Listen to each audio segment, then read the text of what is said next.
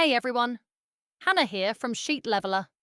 Today I'll show you how to insert a checkbox in Google Sheets.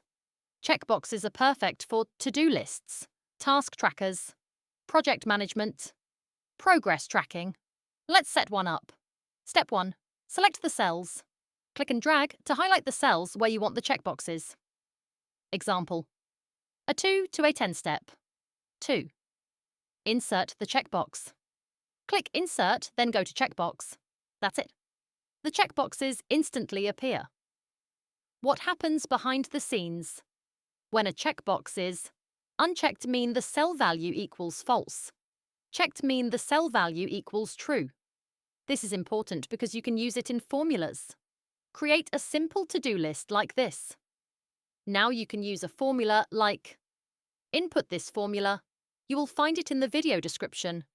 And this'll count completed tasks. Bonus: custom checkbox values.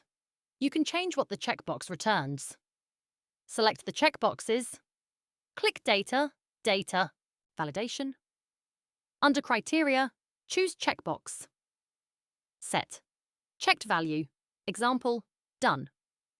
Unchecked value, example, pending. Now it won't show true or false. It will show your custom words. Some important tips: you can copy and paste checkboxes. You can drag to fill them down. You can use conditional formatting based on true. Example rule: input this to strike through completed tasks. Pro tip: insert multiple checkboxes. Fast. Highlight a full range like this. Then insert once.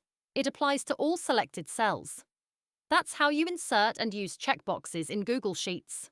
Simple, but incredibly powerful. If this helped, hit like and subscribe for more sheet tips.